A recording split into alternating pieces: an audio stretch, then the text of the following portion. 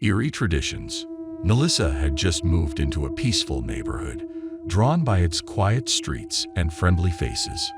Her new home, a charming bungalow with a lovely garden, seemed like the perfect place to start anew after a tumultuous year. As she settled in, Melissa began to notice peculiar patterns in the neighborhood's routines.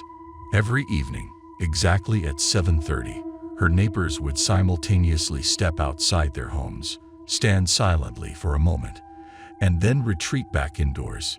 Intrigued and a bit unsettled by this ritual, she asked her next-door neighbor, an elderly lady named Mrs. Danvers, about it.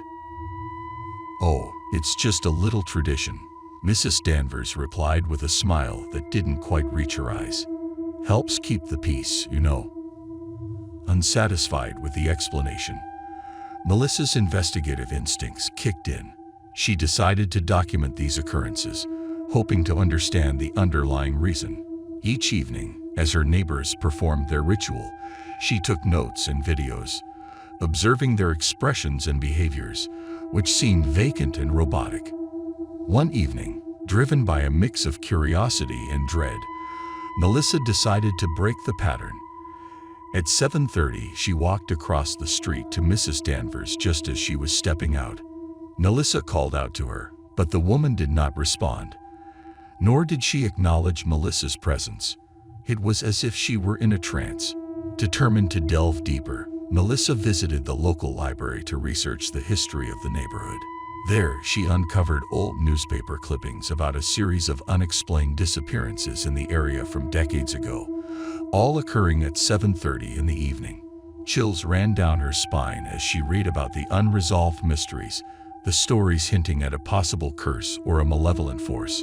That night, Melissa stayed awake, anxious and vigilant. As the clock neared 7:30, she felt an overwhelming sense of dread. Suddenly, her doorbell rang. Standing at her doorstep was a group of her neighbors, their faces expressionless. Behind them, in the dim streetlight, she could see shadows moving, shapes that didn't quite look human. "Join us, Melissa," Mrs. Danvers spoke, her voice eerily calm. "It's time you became part of the neighborhood." Fearing for her safety, Melissa declined and quickly shut the door. She watched from her window as the group stood there for a moment before they dispersed, returning to their homes as if nothing had happened. The next day, rattled by the night's events and desperate for answers, Melissa approached a local priest who was rumored to know about the town's darker history. He reluctantly explained that the ritual was a pact made long ago with an entity that promised prosperity in exchange for obedience. Every evening's gathering was a renewal of that pact, a safeguard against the darkness returning to claim more than just obedience. Armed with this knowledge, Melissa had to make a choice: to conform to the eerie customs of her new home, or to leave and never look back. Choosing her peace of mind over an uneasy truce with the unknown, she packed her belongings and left the neighborhood, the haunting image of her neighbor's blank stares imprinted in her memory. As she drove away, she looked back in her rearview mirror, half expecting to see the shadows following her. But the street behind her was empty, the secrets of the neighborhood cloaked once again in normalcy and the quiet of an ordinary suburb.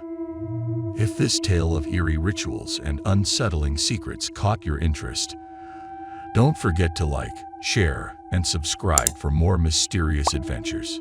Join us as we peel back the layers of the ordinary to reveal the extraordinary. Stay curious, stay brave,